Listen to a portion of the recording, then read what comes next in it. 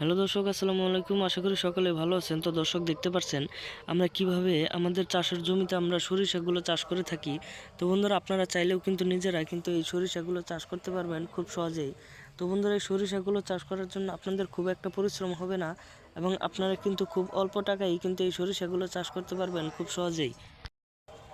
তো বন্ধুরা, আপনারা খুব অল্প টাকায় কিন্তু এই ধরনের সরিষাগুলো চাষ করতে পারবেন। তো বন্ধুরা, এই সরিষাগুলো চাষ করা কিন্তু খুবই সহজ হয়ে থাকে। তো বন্ধুরা, আপনারা চাইলেও কিন্তু এই সরিষাগুলো কিন্তু খুব সহজেই চাষ করতে পারবেন। তো বন্ধুরা, আপনারা একটি চাষের জমি সুন্দর করে হাল চাষ করে নেবেন। হাল চাষ করে নেওয়ার পরে আপনারা সেই জমিটিতে আপনারা সুন্দর করে হাল চাষ করার পরে আপনারা সেই জমিটিতে আপনার সরিষার বীজগুলো কিনে আনবেন বাজার থেকে কিনে আনার পরে আপনারা সেইগুলো ছিটিয়ে রোপণ করে দিবেন। ছিটিয়ে রোপণ করে দেওয়ার পরে আপনারা সেইগুলো কিন্তু কিছুদিনের মধ্যে কিন্তু এই যে দেখতে পাচ্ছেন গাছগুলো বড় হয়ে গেছে, এইগুলোতে কিন্তু এ ধরনের ফুল আসবে।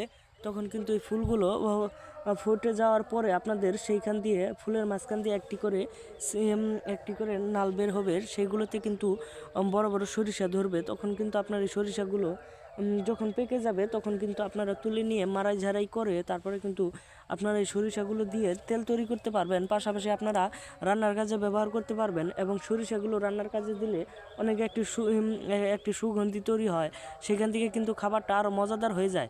তো বন্ধুরা, আপনারা চাইলেও কিন্তু এই সরিষাগুলো চাষ করে কিন্তু আপনারা অনেক ভালো টাকা ইনকাম করতে পারবেন। তো বন্ধুরা, আমাদের ভিডিওটি যদি আপনাদের ভালো লেগে থাকে তাহলে অবশ্যই চ্যানেলটি সাবস্ক্রাইব করে দিবেন। ধন্যবাদ সকলকে। সকলে ভালো থাকবেন, সুস্থ থাকবেন। আসসালামু আলাইকুম।